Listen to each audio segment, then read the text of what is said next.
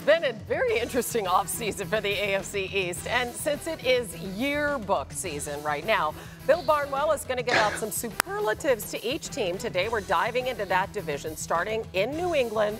Wholesale changes there, Bill. What is the Pat superlative?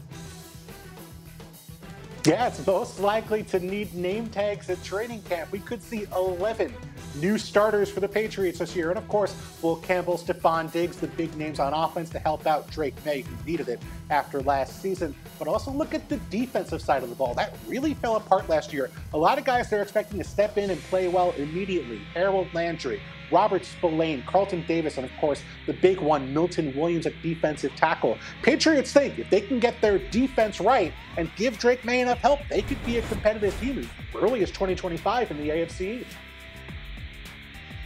Yeah, it's a big challenge for Mike Vrabel and Josh McDaniels on offense with all his new players. To Bill's point, I'm looking at this defense, and he makes a great point about all the free agent additions. And I feel like a couple of the players who have been in the building really need to become the leaders of this unit, particularly Christian Gonzalez, who's now entering his third year at corner. He's fantastic, one of the best man corners in the NFL already. He now gets to play opposite Carlton Davis. And then Christian Barmore, who's kind of the forgotten man, was injured last year, was out due to blood clots, comes back. When he was healthy, was an absolute star in the making. And so I think those two players I'm looking at terms of some continuity on this defense as they integrate all the new additions. Yeah, for a team that spent more money than any other in the NFL on free agents this season. Are we talking about the Patriots? Crazy. All right, now to the Meadowlands, where the Jets are starting anew with their first-year head coach Aaron Glenn and their new quarterback Justin Fields. Bill, what's their superlative?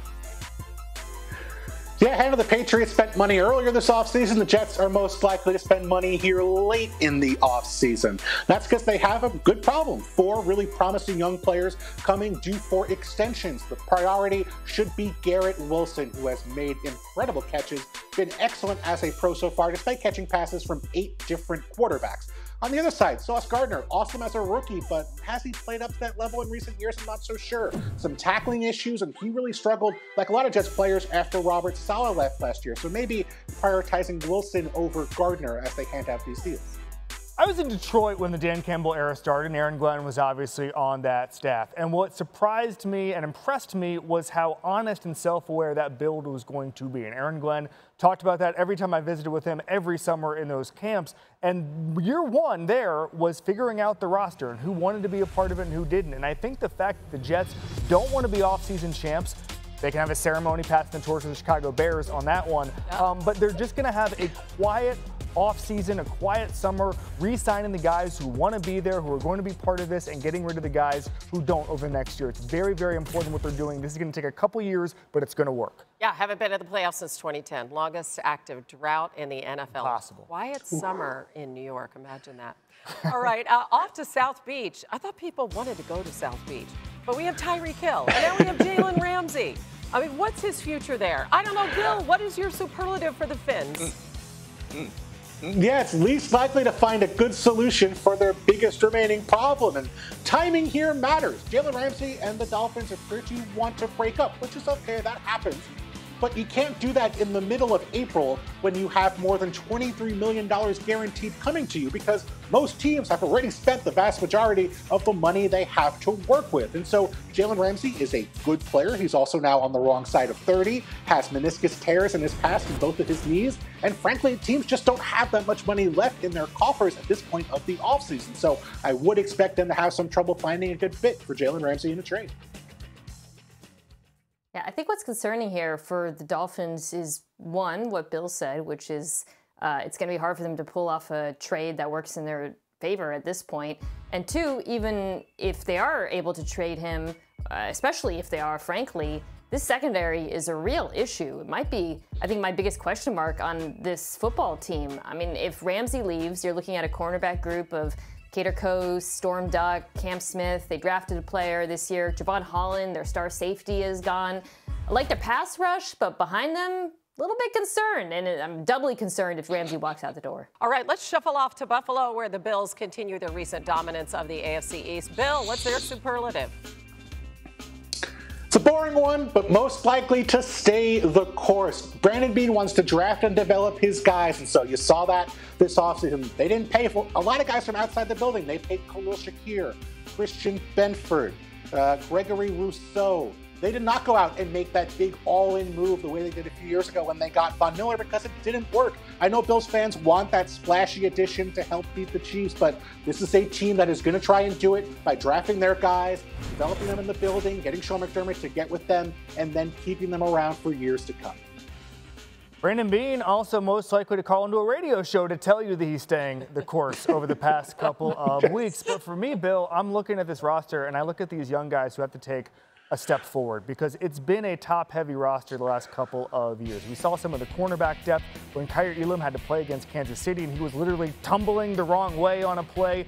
He's gone now, obviously, but then they replace him with Maxwell Harrison, who has to take a step forward. But Keon Coleman, to me, is the biggest X factor on the team. I didn't love him coming out of Florida State. His numbers were not good last year. If you look at Matt Harmon's reception perception, he was only really good at slants last year. He was not successful down the field at all. That's very disappointing for a contested catch guy with Josh Allen. We thought a big guy moving down the field quickly would be able to get more effective targets. That just did not happen. I need to see more from him, and so do the Bills. I mean, Mina, are you with Kevin on this, on Coleman? I think I have mixed feelings about him. Kevin, you're right. I don't think his rookie season was particularly impressive, but I also am not super concerned about it in the broader context of the Bills' offense because they were top 3 offense, right? And just about every stat, EPA per play, points per drive, and they did so because their identity has changed so much over the last few years. This is a physical, power-running offense built around the offensive line and their mutant quarterback. I would actually single out a different player, Kevin, that I think needs to take a step forward. That would be Dalton Kincaid, the first-round tight end.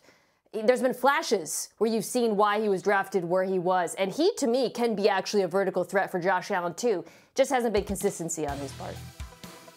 Listen, Bill, back to the Bills staying the course. I know that's something that really strikes you, but they did make one splash, right? So they signed Joey Bosa on the D-line. Now, if he's healthy, I think that's always a caveat with him. He's got to stay healthy. What do you make of that signing? Yeah, if he's healthy, winning a Olympic weightlifting case for how much work he's doing. I mean, he's still a really good, versatile, two-way football player. He can create havoc in the backfield. He's a good run defender. And frankly, the Bills, I think, are heading into this with the right perspective. He's not going to be an every down player for the Buffalo Bills. They don't need him to be an every down player. But can he be a guy who plays 20, 25 snaps a game? Can they build up his workload as the year goes along? And then, of course, the big thing, of course, is now, can he do it in January and hopefully for the Bills in February when they need that extra pass rusher against Patrick Mahomes? So he doesn't have to be the guy the way he was in Los Angeles, and that might play to the Bills' favor.